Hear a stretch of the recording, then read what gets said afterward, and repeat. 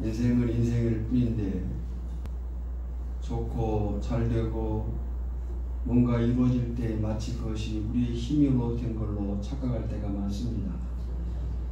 그때 하나님이 때로 주시는 어려움을 통해서 다시 내가 누구인지를 알게 하시고 또 어떻게 살아야 되는지를 깨닫게 하시는 은혜를 주시니 감사합니다.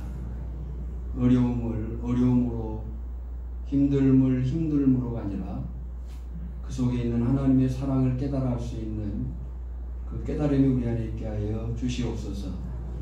오늘 또 말씀을 통해서 다시 우리를 향해 주의 사랑을 나타내실 터인데 그 사랑의 깊이와 넓이와 높이를 알게 하시고 또 우리의 삶 속에서 과연 그러한가 깊이 생각하며 경건히 살 수 있는 그런 삶이 있게 하여 주시옵소서.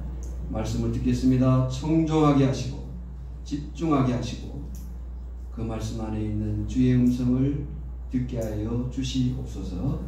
헌금을 드렸습니다. 복된 손길 주의 은혜 가운데 늘 승리케 하여 주시옵소서. 예수님의 이름으로 기도하옵나이다. 아멘.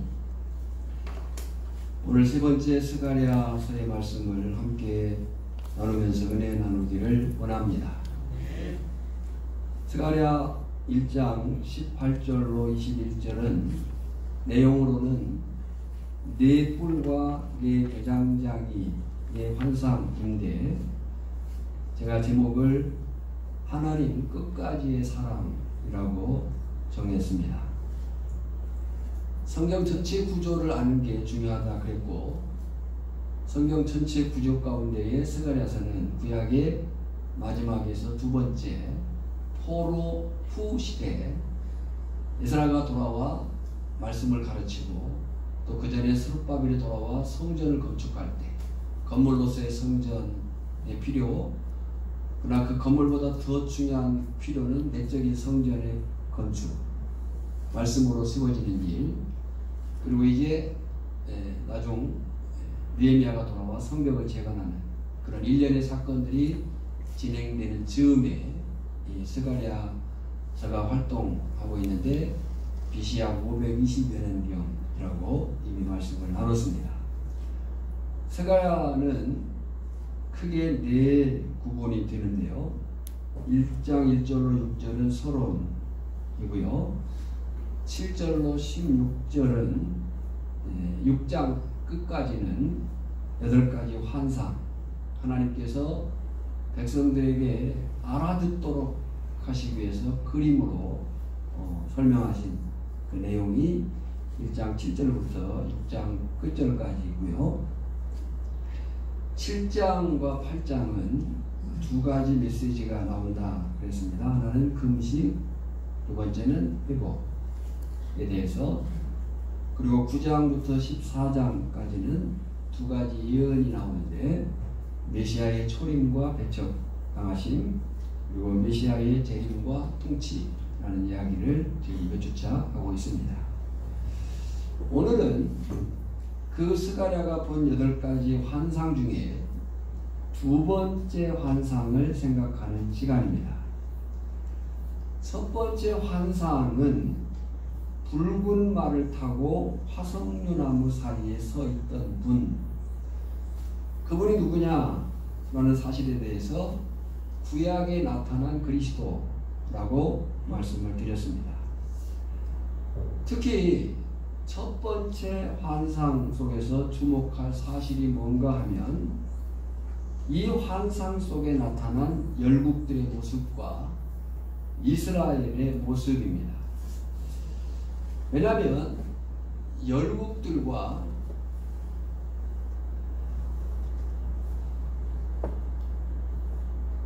그러니까 첫 번째 환상 속에서 주목할 사실들이 뭔가 하면 이 환상 속에 나타난 열국들의 모습과 이스라엘의 모습이에요.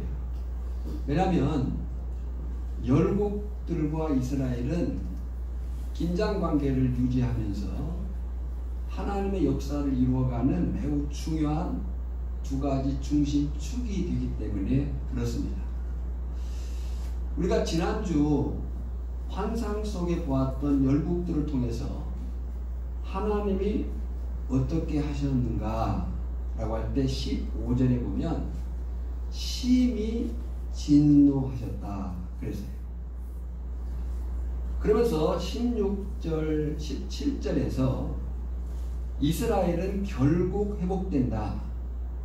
그들은 영광을 회복할 것이다 라고 말씀을 하시면서 17절에 보면 다시 란 말이 4번 반복되었습니다. 이처럼 이스라엘과 긴장관계를 유지하고 있는 열국들을 향해서 하나님이 진노하는 모습을 보여주었지만 첫 번째 환상 속에는 구체적으로 이 진노가 무엇인지 나타나 있지 않았습니다.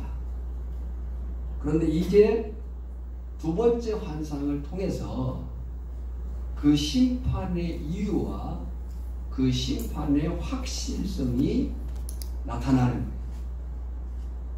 여기 18절로 21절에 보면 두 번째 환상이 기록되어져 있는데 이 두 번째 환상은 첫 번째 환상과 내용적으로 연결됩니다. 그러니까 두 번째 환상은 첫 번째 환상의 보완인 거예요. 지금 유다와 이스라엘과 예루살렘을 해친 사방의 원수들이 4뿔로 상징되어 있습니다. 4뿔. 그리고 이어서 4대장장이들이 나타나서 그것들을 멸합니다. 4뿔을 누가 멸한다고요? 4대장장이들이 나타나서 그것들을 멸해요. 이것은 하나님의 백성들을 괴롭힌 원수들이 어떻게 멸망될 것인가를 보여줘요. 지금 8가지 환상은 전체의 메시지가 위로예요. 위로. 그러니까 지금 열국들에 의해서 무너졌던 이스라엘 남유다를 하나님이 어떻게 위로하시고 회복시키시는가 라고 하는 것이 지금 환상으로 계시된 겁니다. 그러면 두 번째 환상이 무엇이냐 라고 할 때 4뿔과 4대장장이 환상이에요. 그러니까 두 번째 환상은 4뿔과 4대장장이 환상인데 이 환상은 또 둘로 나뉘어지는 거예요. 그 첫 번째가 뭐냐면 4뿔의 환상이에요. 18절을 보면 내가 눈을 들어본 즉 4개의 뿔이 보이기로 그랬어요. 야, 뭐가 보인다고요? 4개의 뿔. 예, 4개의 뿔이 보이기로. 뿔을 달고 있는 짐승이 뭔가는 나타나 있지 않아요. 그냥 뿔만 보여요. 우리가 뿔 그럴 때 그 의미하는 거가 뭐냐면 힘, 권력, 또 세력을 상징합니다. 그러니까 하나님은 때로 우리의 개인의 삶이나 공동체나 국가나 세계에 뿔을 두셔요. 중요한 것은 뿔이 힘과 권력과 세력을 상징하는데 중요한 것이 뭐냐면 뿔이 아니고 그 사용자예요. 어릴 적에 염소를 집에서 키운 적이 있습니다. 그 염소가 이제 조금 순염소가 조금 자라면 이마에서 뿔이 뾰족이 나와요. 굉장히 귀엽습니다. 근데 이제 그 염소가 커가면서 뿔이 점점 커지고 그 중에 힘센 염소의 뿔은 참 대단해요. 그리고 그 염소가 이제 그 뿔의 힘을 가지고 나머지 염소들을 제압하는 거죠. 그리고 질서를 잡아요. 그러니까 이런 면에서 보면 뿔은 필요해요. 문제는 누가 그 뿔을 사용하느냐, 이고 무엇에 사용하느냐가 중요한 거죠. 뿔은 필요한데 그 힘과 그 영향력을 가지고 질서를 잡는다는 차원에서는 필요한데, 문제는 그 뿔을 누가 사용하느냐, 무엇에 사용하느냐가 중요한 거예요. 제가 이스라엘 여행을 한 적이 있는데 그 여행할 때 상점에서 양의 뿔로 된 소위 양강나팔, 쇼파르라고 양강나팔을 팔아요. 근데 그 양강나팔이 깁니다. 지금 아래 것이 양강나팔이에요. 소리가 잘 나지 않습니다. 근데 이 양강나팔은 목자가 사용할 경우 양에게는 호신용이 되는 거예요. 위험 신호를 알리고, 또 그 양강나팔은 제사장들이 사용을 했어요. 신년이나 속죄일에, 또 여호수아 6장에 보면, 사실 여호수아 6장은 가나안 정복에 있어서 처음 전쟁 아닙니다. 근데 그 전쟁이 군사적이고 땅을 정복하는 정복 전쟁이었다고 한다면, 지금 하초트라라고 하는 은나팔을 사용해야 돼. 근데 양강나팔을 사용합니다. 그러니까 그 여리고성을 전투하는, 가나안 땅을 정복하는 그 정복 전쟁은 땅을 얻기 위한 군사적 싸움이 아니라는 거죠.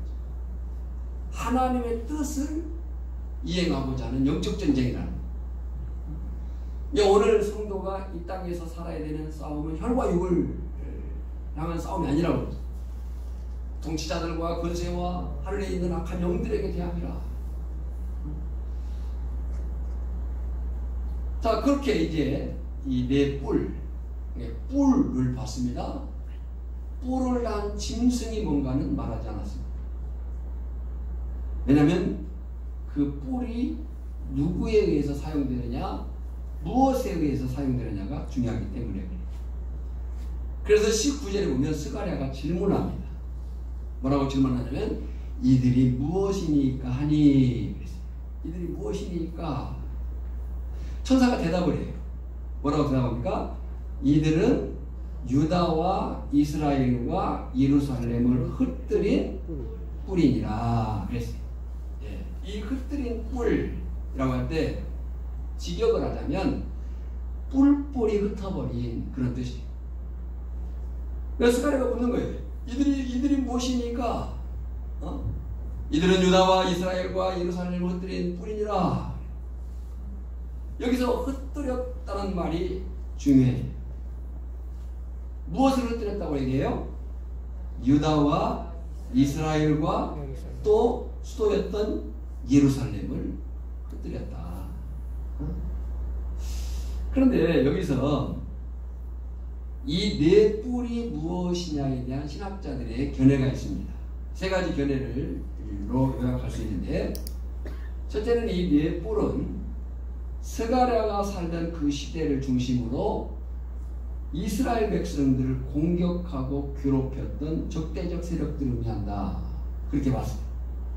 시리아, 또 북이스라엘을 멸망시킨 아수르, 남유다를 멸망시킨 바벨론. 그런데 이 1번의 의견은 그렇게 지지를 받지 못합니다.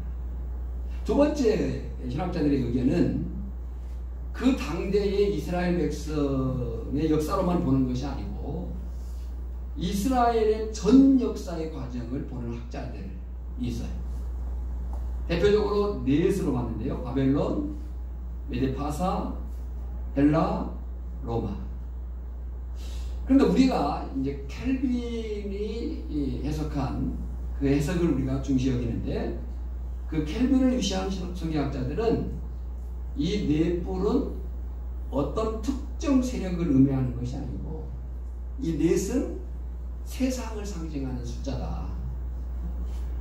그래서 결국 이 넷은 하나님과 이스라엘을 대적하는 모든 세력들로 보았어요. 결국 이스라엘 백성들, 곧 하나님의 백성들을 공격하고 교회를 위협하는 모든 세력을 대표하는 것이 넷뿔이다. 그러니까 이 넷뿔은 이 스가랴가 본 환상 그 시대뿐만 아니고 지금도 하나님과 하나님의 백성들을 공격하는 대적들은 존재하고 활동하고 있다는 거죠. 이것이 이제 본 환상이에요. 두 번째로는 4명의 대장장이입니다. 이 4명의 대장장이들은 개역 성경에는 공장이라고 했어요. 4명의 기술자입니다. 그때에 여호와께서 대장장이, 이 대장장이는 공장, 장인, 조각가름이 4명을 내게 보이시기로 그랬습니다. 이 대장장이라고 할 때 하라쉬란 말인데 4명이니까 복수죠. 하라쉬. 근데 이제 중요한 것이 있어요.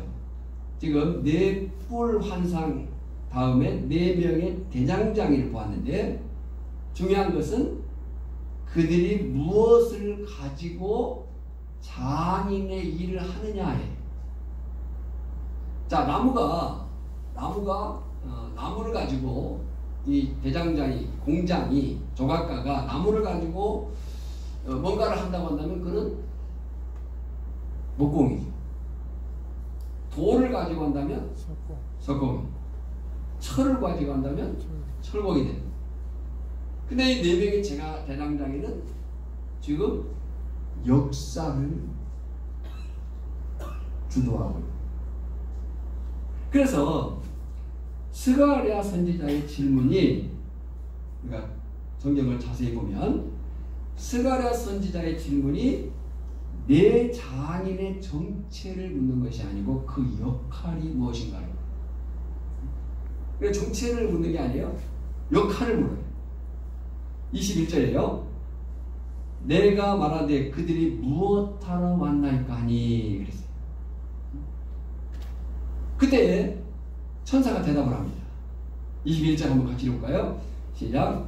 대답하여 이르시되 그 뿔들이 유다를 흩뜨려서 사람들이 능히 머리를 들지 못하게 하니 이 대장장이들이 와서 그것들을 두렵게 하고 이전에 뿔들을 들어 유다 땅을 흩뜨린 여러 나라의 뿔들을 떨어뜨리려 하느니라 하시더라 그랬어.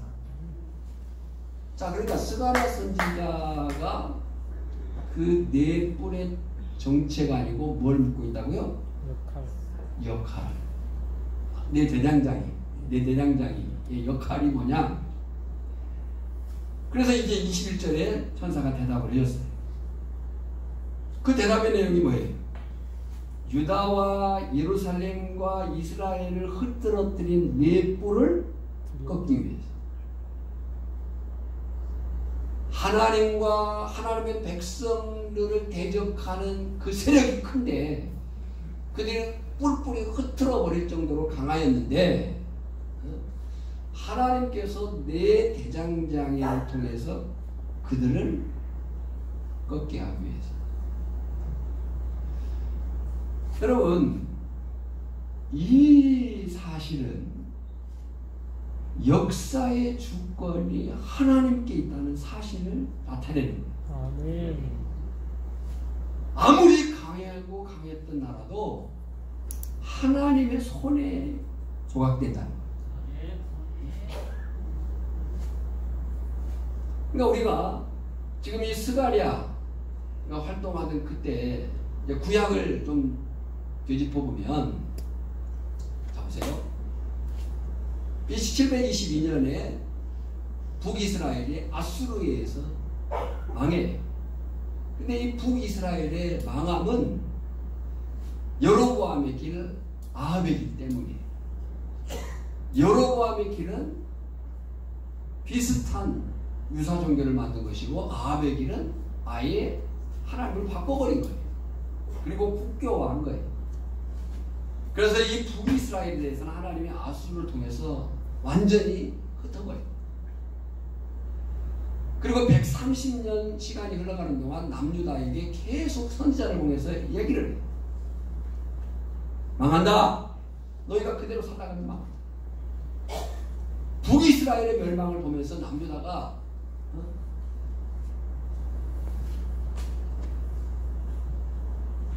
정신을 차렸어야 돼. 그런 남유다가 깨닫지 못하고 여전히 북이스라엘의 행위를 따라해요. 그래서 하나님께서 바벨론을 들어서 1차, 2차, 3차 포로로 끌려가게 하고 그들을 멸망시켰어요. 그들이 이제 예레미야의 예언대로 70년 바벨론 포로 생활을 마치고 지금 돌아와서 아는 대로 스룹바벨과 예수아가 성전을 건축하는 중에 그 중에 여러 하나님과 하나님의 백성들을 대적하는 세력들의 방해가 있는 거예요. 여러분, 이스라엘 백성들에게 성전은 정말 중요한 거예요. 성전이라고 하는 건물이 중요한 게 아니고 그 성전이 갖는 그 통치, 하나님의 그 임재, 자신들이 하나님의 백성이고 자신들은 하나님의 말씀을 따라 산다고 하는 그 사실의 모습이기 때문에 중요한 거예요. 그래서 에스라가 그 성전 건축, 그 건물을 강조한 게 아니고 역대상하나 에스라서를 통해서 그 지어진 건물 안에 하나님의 말씀으로 세워져야 될 백성들을 얘기한 거예요. 그런데 그 상황 속에서도 지금 세상의 열강들은 여전히 하나님을 대적하고 있고 이스라엘 백성들은 남유다 백성들이 돌아와 있긴 하지만 힘겨운 상황 속에 있는 거예요. 그때 하나님께서 지금 환상을 통해서 위로하시고 회복을 말씀하시는데 그중 지금 두 번째 환상이 네 뿔과 네 명의 대장장이에요. 네 뿔이 강한 힘을 가지고 하나님과 하나님 백성들을 대적하는 그 상황에 그들이 세상을 주도하는 것 같지만 하나님이 주도하신다. 조각가들을 보내서 역사를 조각하게 하신다라고 하는 거예요. 여러분, 저나 여러분이 믿는 하나님은 저나 여러분을 정말 지독히 사랑하시는 하나님이심을 믿습니다. 정말 우리를 사랑하십니다. 여러분이 요한복음 3장 16절을 읽을 때요, 하나님이 세상을 이처럼 이렇게 만든다고 해요. 하나님의 세상을 처럼 사랑하사.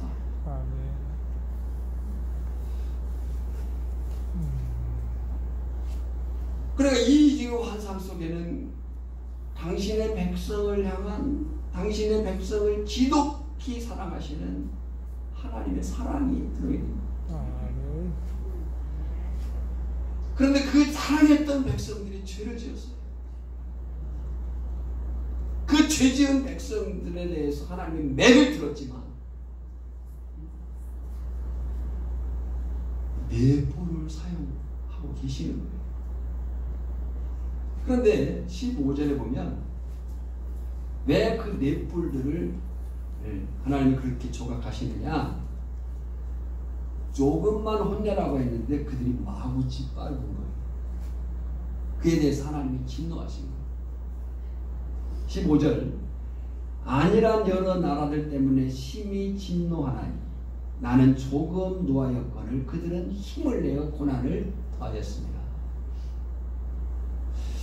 이런 얘기죠. 우리가 자녀를 키우다 보면 자녀가 말을 안 들을 때가 있고 정말 말을 안 들을 때가 있죠. 정말 화가 날 때가 있어요. 그때 이제 그 부모의 입장에서 지나가는 사람이나 또 아니면 친척에게 얘 좀 혼내달라고 라고 얘기할 수 있겠지. 조금 혼내달라고 했는데 그 사람이 그냥 애를 거의 죽였어요. 그러면 부모는 목적이 뭐예요? 목적이 내 자식을 좀 바르게 해달라는 거였는데 그 사람이 내 자식을 그냥 아예 관절쯤 죽여놨다고 한다면 부모가 화가 나겠습니까? 안 나겠습니까? 그게 심정이죠. 하나님께서 정말로 이스라엘 백성들을 사랑하셔요. 오늘 저나 여러분을 사랑하셔요. 그런데 그 백성이 자꾸 격기로 와. 잘못해. 죄를 지어. 그래서 내 뿔을 들어서 채찍하셨어요.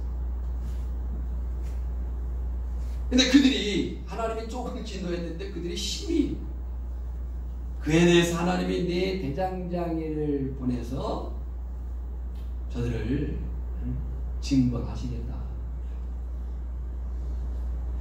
뿔을 위해서가 아니라 우리를 위해서 뿔을 사용하신 것 뿐이에요. 그러니까 뿔은 사용되는 것이고 우리는 사랑하는 거예요. 아멘. 오늘 전하는 이 사실을 깊게 깨닫기를 원합니다. 때로 하나님께서 우리에게 보내시는 뿔들이 있을 수 있어요. 개인적으로든 공동체적으로든 또 민족적으로든 세계적으로든 하나님이 뿔을 사용하실 때가 있어요. 근데 그 뿔을 위해서가 아니라 당신의 백성을 위해서.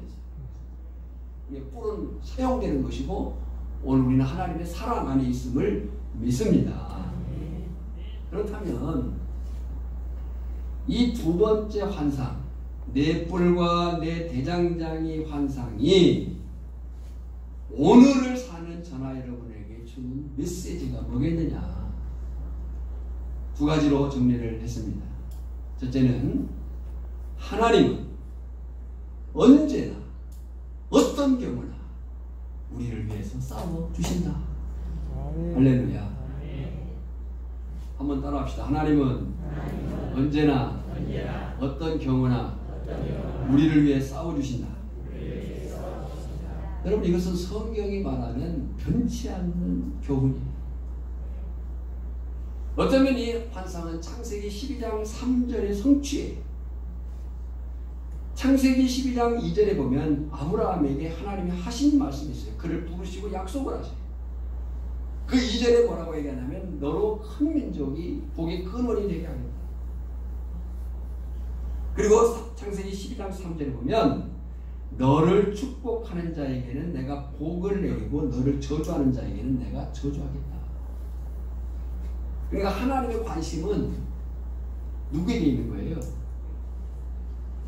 아브라함에게, 그리고 그 아브라함으로 인한 믿음의 자손들에게 있는 거예요. 오늘 전하 여러분들에게 하나님의 관심이 있는 줄 믿습니다. 출애굽기 14장 13절로 14절을 보면 그 상황이 뭐냐면 지금 이스라엘 백성들이 출애굽해가지고 홍해 바다에 놓였을 상황이에요. 뒤에는 바로의 군대가 추격해오고 앞에는 홍해가 가로로 박혀 있고 좌우에는 피할 수 없는 그런 지역이에요. 근데 그 상황 속에서 모세의 외침이 나와요. 출애굽기 14장 13, 14절 보면 모세가 백성에 이르되 너희는 두려워하지 말고 가만히 서서 여호와께서 오늘 너희를 위하여 행하시는 구원을 봐라. 누구를 위해서 행하시는 구원이에요? 너희를 위하여 행하시는 구원을 보라. 너희가 오늘 본 애굽 사람을 영원히 다시 보지 아니하리라. 여호와께서 너희를 위하여 싸우시니 너희는 가만히 있을지어다. 그러니까 그 위기의 상황, 지금 대적들, 부사적 대적들이 애굽에서 쫓아오고 있어요. 상황은 앞에 홍해바다, 좌우 도망갈 데 없는 상황. 근데 거기에서 그 상황, 그 시점에서 하나님이 우리를 위해서 싸워주신다. 신명기 3장 22절 보면요, 바사만 곡과의 싸움에서도 똑같은 얘기를 해요. 너희는 그들을 두려워하지 말라. 너희 하나님 여호와 그가 너희를 위하여 싸우시리라. 또 느헤미야 4장 20절에 보면요, 예루살렘 성벽을 재건할 때 여러 방해가 많이 와요. 산발락과 도비야와 암몬 사람과 아수어 사람들의 방해가 집요하고 지속적으로 있었어요. 그때 느헤미야가 선언합니다. 너희가 물은 어디서든지 나팔 소리를 듣거든 그리로 모여서 우리에게로 나오라. 우리 하나님이 우리를 위하여 싸우시리라 하시니라. 사랑하는 성도 여러분, 이 말씀은 오늘 전하 여러분에게도 동일한 은혜인 줄 믿습니다. 오늘 전하 여러분 개인, 교회 공동체, 이 땅에 있는 하나님 백성들을 향한 하나님의 약속인 줄 믿습니다. 두 번째 교훈은 하나님은 당신의 백성이 회개할 때 새로운 기회를 주신다. 그러니까 이 두 번째 환상을 통한 두 번째 메시지예요. 내 뿔, 하나님을 대적하고 하나님의 백성들을 흩뜨러뜨린 그들, 하나님이 그들을 통해서 당신의 백성을 징계하셨어요.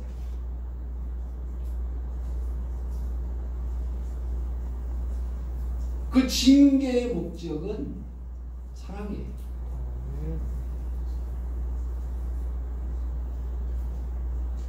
그 징계를 통해서 하나님은 당신의 백성들이 회개하고 돌아오기를 주신 거죠. 때로 부모가 자식이 징그럽게 말을 안 들을 때에 인연을 끊겠다고도 하고 때로는 호적에서 파겠다고도 얘기를 해요. 뭐 법적으로 팔 수도 있겠죠. 그러나 판다고 해서 부모와 자식과의 관계가 끊깁니까? 네, 끊어지지 않죠. 그 정도의 말하는 이유가 뭐예요? 내가 너를 그만큼 사랑한다. 돌아오라. 스가랴 1장 3절에 하나님의 공고가 그것이었습니다. 그러므로 너는 그들에게 말하기를 만군의 여호와께서 이처럼 이르시되 너희는 내게로 돌아오라. 만군의 여호와의 말이니 그리하면 내가 너희에게로 돌아가리라. 만군의 여호와의 말이니라. 우리가 너무나 잘 아는 누가복음 15장의 탕자의 비유가 나옵니다. 근데 이 탕자의 비유는 진짜 주인공이 하나님이에요. 아버지예요. 탕자가 아니에요. 진짜 주인공은 아버지.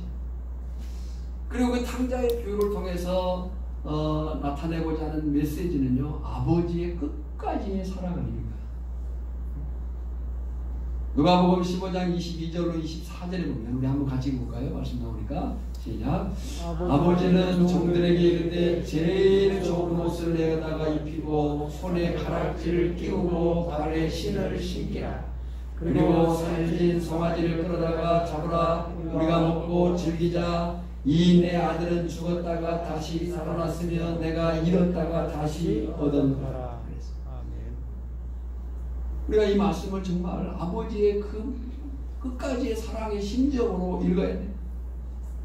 제일 좋은 옷을 내어다가 입히고, 그 아들이 어떤 아들이에요? 지금 아버지의 재산을, 사실은 법적으로 받을 수 없는 유산을 아버지가 준 거거든요.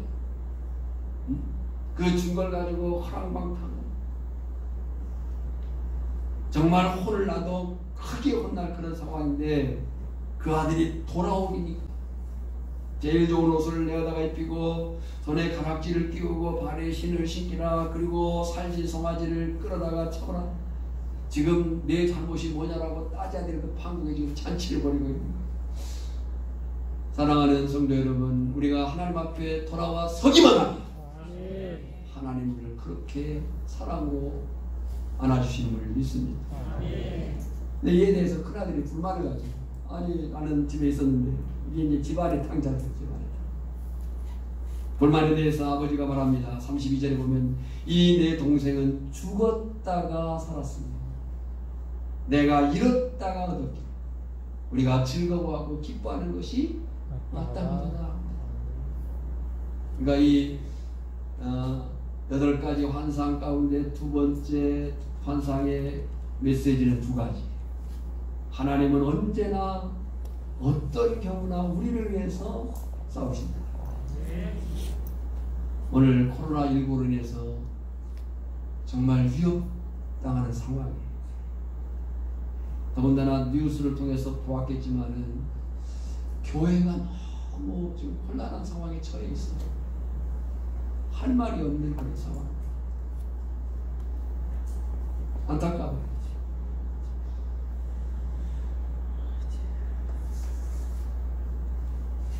이제는 이 코로나19의 전염은요 다 열려 있어요. 누구도 장담할 수 없어요. 어느 지역도 이제 안심이 안 되는 그런 상황이에요.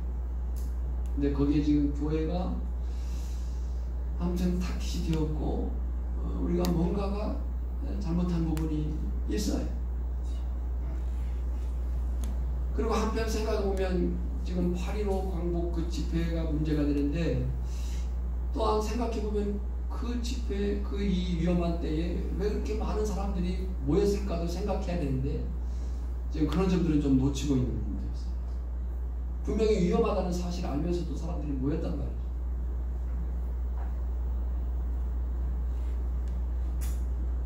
지금 넷불 세상이 여러 상황, 그 여러 대적, 여러 일들로 인해서 위험한 때입니다.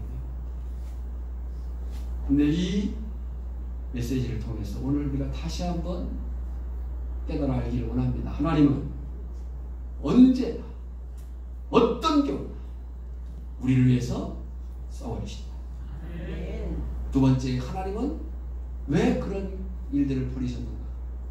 당신의 백성이 회개하고 돌아오기를 바라서 돌아오기만 하면 새로운 기회를 주신다. 이것이 우리를 향한 하나님의 사랑이요 다시 살 수 있는 기회인 줄 믿습니다. 그리고 다음 주 측량줄을 잡은 사람의 환상이 그러면 그 회복이 뭐냐를 말씀하고 있는 거예요. 오늘 저는 여러분 다시 한번 이 사실을 기억하고 하나님 앞에 자신을 살피고 우리를 살피고 이 민족을 살피고 한국교회가 정신 차려 세워지는 거룩한 은혜가 있기를 주님의 이름으로 소망합니다. 우리 말씀을 기억하면서 찬양하겠습니다. 영상으로 찬양하겠습니다. 영상으로. 주님만이 나 시험 있을 때에도 주님은 함께 계시고 나 소망 잃을 때에도 주님은 내게 오시네. 볼륨을 좀 크게 해주세요. 좀 더 크게 해주세요.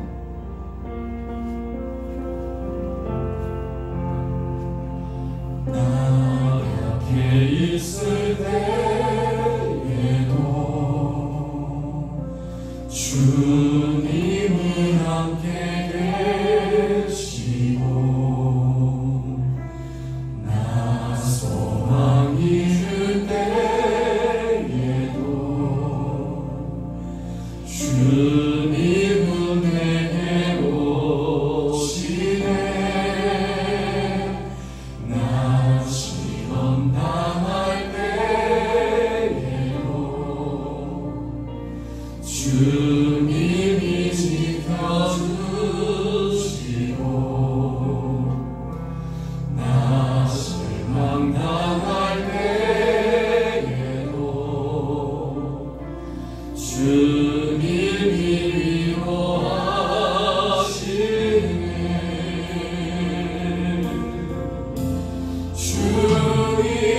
주님만이 내 힘이시여 오 주님만이 날 도우시네. 오 나의 주님 내 아버지요 오 나의 주님 내 사랑이여. 나약해 있을 때에도 주님은 함께 계시고 나 소망 잃을 때에도 주님은 내게 오시네.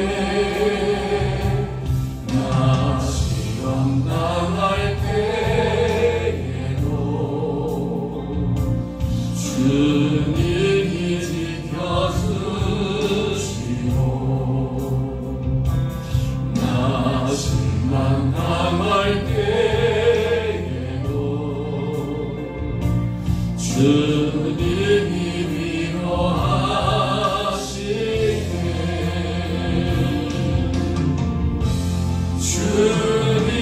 주님만이 내 힘이시여. 오 주님만이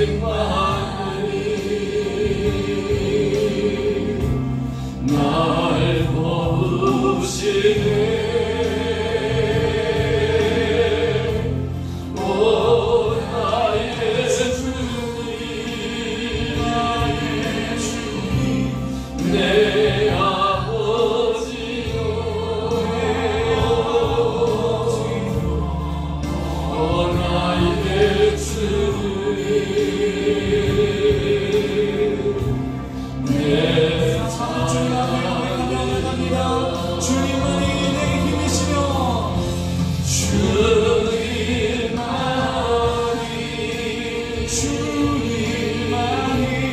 내 힘이시여. 오 주님만이 날 도우시네.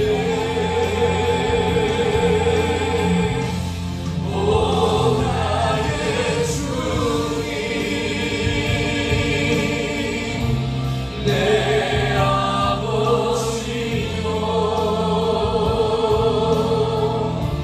오 나의 주님, 내 사랑이요.